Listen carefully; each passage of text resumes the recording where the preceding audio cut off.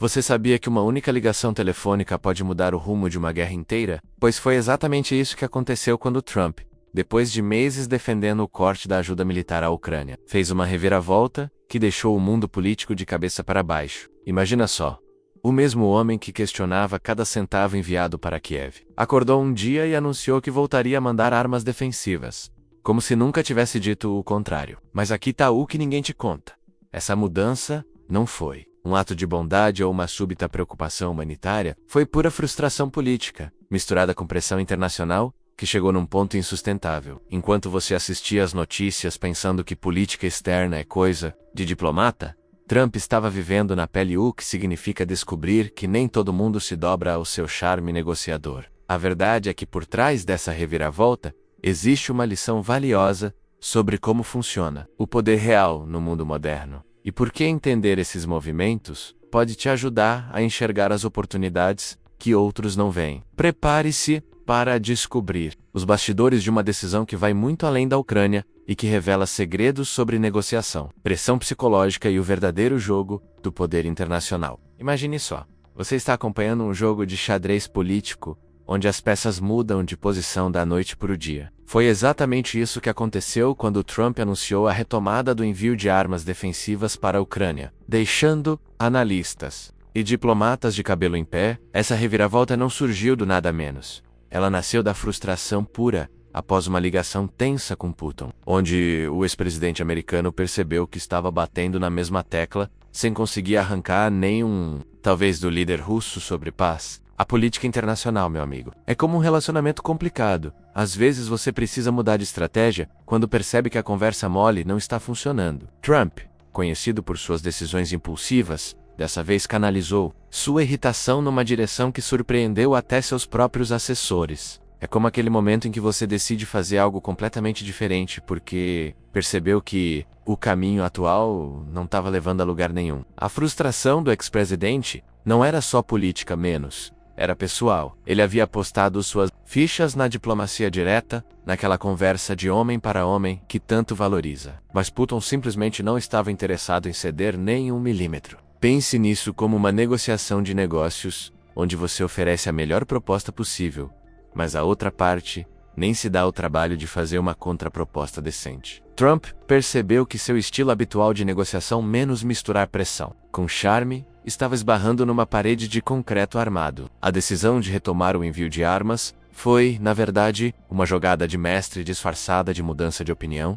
Ele entendeu que às vezes você precisa mostrar os dentes antes de conseguir sentar à mesa de negociação de igual para igual. É aquela máxima antiga dos negócios. Se você não pode convencê-los, confunda-os. Se não pode confundi-los, mostre que tem outras cartas na manga. Você já tentou construir uma casa onde o fornecedor de tijolos ora entrega, ora não entrega, sem aviso prévio? Pois é exatamente isso que acontece com a Ucrânia quando se trata do fornecimento de armas pelos Estados Unidos. A consistência na entrega de armamentos não é apenas uma questão logística, é a espinha dorsal de qualquer planejamento militar. Sério, imagine um general tentando organizar uma operação que pode durar meses, mas sem saber se terá munição. Na próxima semana, é como tentar dirigir um carro onde o combustível ora aparece, ora desaparece do tanque. Você até pode chegar ao destino, mas vai ser uma viagem cheia de sustos e paradas inesperadas. Os comandantes ucranianos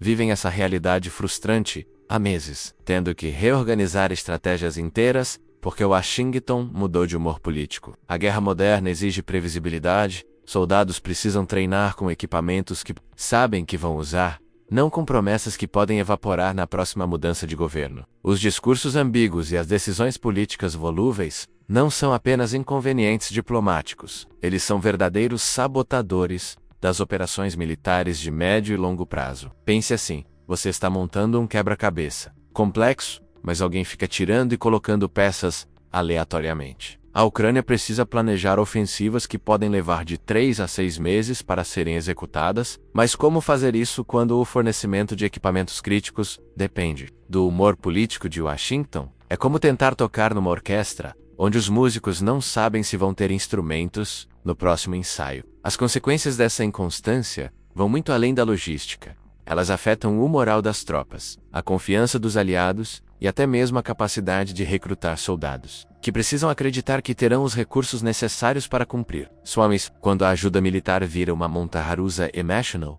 o resultado é sempre o mesmo: operações mal planejadas, oportunidades perdidas e vidas desnecessariamente colocadas em risco. Quando a Rússia decidiu acelerar sua ofensiva de verão, foi como se alguém tivesse jogado gasolina numa fogueira que já estava bem acesa. Os bombardeios contra as cidades ucranianas atingiram um nível sem precedentes, transformando o conflito numa corrida contra o tempo onde cada dia de hesitação custava vidas civis. Imagine você morando numa cidade onde o som das sirenes virou trilha sonora do cotidiano. É exatamente isso que milhões de ucranianos estavam vivendo, enquanto Washington debatia se deveria ou não enviar mais armas. A intensidade desses ataques não era apenas uma estratégia militar russa, era uma aposta psicológica de que o mundo ocidental eventualmente se cansaria de ver tanto sofrimento na televisão. Putin conhece bem o jogo da opinião pública. Ele sabia que imagens de hospitais bombardeados e crianças feridas criaria uma pressão irresistível por uma resposta mais contundente. É como aquela situação onde um valentão da escola aumenta a violência justamente porque sabe que isso vai forçar alguém a intervir. Só que aqui as consequências são infinitamente... Mace Graves, a estratégia russa de bombardear a infraestrutura civil não era apenas crueldade gratuita. Menos, era um cálculo frio para forçar uma reação internacional. Cada hospital destruído, cada escola bombardeada, cada central elétrica atacada enviava uma mensagem clara: vejam o que acontece quando vocês não agem rápido o suficiente. Putin entendeu que a comunidade internacional tem um limite de tolerância para assistir barbaridades na televisão, e ele estava deliberadamente testando esse limite. É como um sequestrador que machuca o refém para pressionar por um resgate. Mais rápido, menos a lógica perversa, mas infelizmente eficaz. Os ataques se intensificaram justamente nos momentos em que Trump mostrava mais hesitação, numa clara tentativa de acelerar o processo decisório americano. A cada dia que passava sem uma resposta contundente, Putin aumentava a aposta, bombardeando alvos cada vez mais sensíveis, até que a pressão internacional se tornasse insuportável para qualquer líder político ocidental. Quando líderes da Alemanha, França e Reino Unido se juntam para pressionar os Estados Unidos, é sinal de que a coisa ficou realmente séria. Esses países não são exatamente conhecidos por concordar em tudo, mas quando se trata de pressionar Washington por um envolvimento mais assertivo, eles falaram numa voz só. Imagine 3 sócios de uma empresa que raramente concordam entre si, mas que de repente se unem porque perceberam que o sócio majoritário está tomando decisões que podem quebrar o negócio todo. A pressão europeia não foi apenas diplomática, menos foi uma combinação inteligente de argumentos econômicos, estratégicos e morais, que deixou Trump numa posição cada vez mais desconfortável. Merkel, Macron e Johnson na época não estavam apenas pedindo ajuda, estavam basicamente dizendo: olha, se vocês não agirem, nós vamos ter que agir sozinhos. E vocês sabem que isso não vai ser bom para ninguém. É aquela situação onde seus amigos mais próximos fazem uma intervenção, porque perceberam que você está tomando decisões que podem prejudicar todo mundo. A pressão europeia tinha um elemento de urgência que Trump não podia ignorar: a ameaça implícita de que a Europa poderia seguir um caminho independente na política de defesa. Isso não era apenas uma questão de ego diplomático, era uma ameaça real à hegemonia americana no Ocidente. Pense assim: imagine que você é o líder de um grupo, mas os outros membros começam a se organizar para tomar decisões sem consultar você. A Europa estava sinalizando que, se os Estados Unidos não assumissem sua responsabilidade histórica, ela poderia desenvolver capacidades militares independentes que eventualmente reduziriam a importância americana no cenário mundial.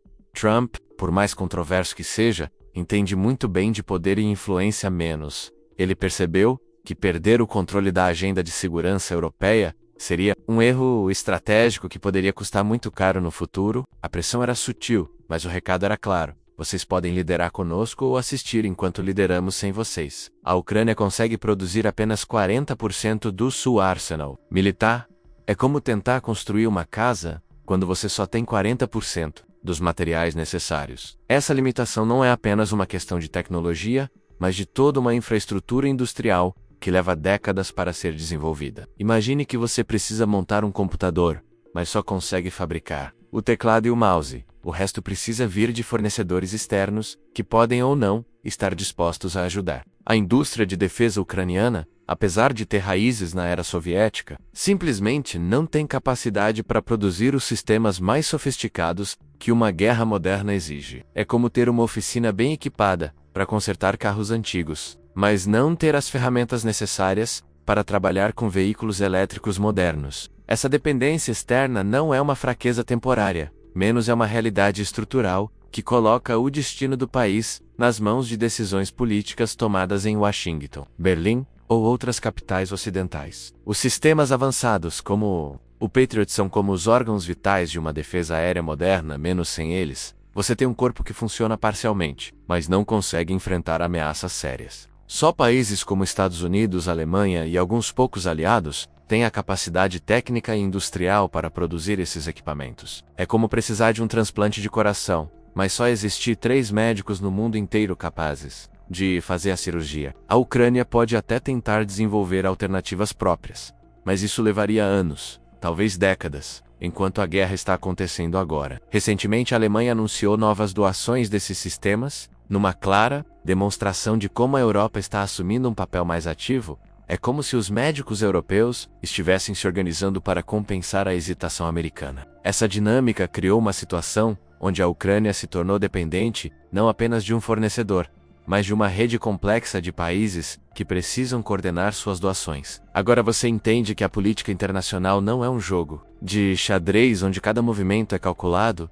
é mais como pôquer onde blefes, pressões psicológicas e mudanças de humor podem alterar completamente o resultado. A reviravolta de Trump na questão ucraniana nos ensina algo fundamental. Até os líderes mais poderosos do mundo são vulneráveis. As pressões certas quando aplicadas no momento certo. Mas aqui está a pergunta que não quer calar.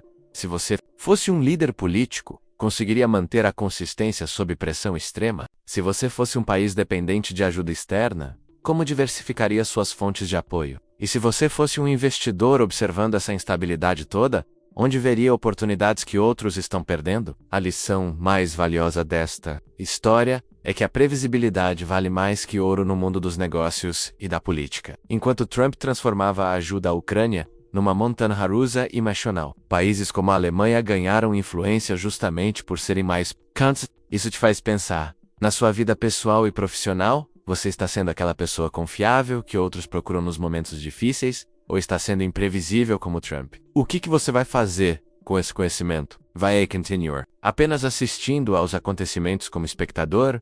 Ou vai começar a entender os padrões por trás das decisões que moldam o mundo? A escolha é sua, mas lembre-se, quem entende como o jogo funciona, sempre sai na frente. Se você quer continuar desvendando os segredos por trás das grandes decisões políticas e econômicas que afetam sua vida, se inscreva no canal e ative as notificações, porque enquanto a maioria das pessoas só vê a superfície dos acontecimentos, você vai estar entre os poucos que entendem o que realmente move o mundo.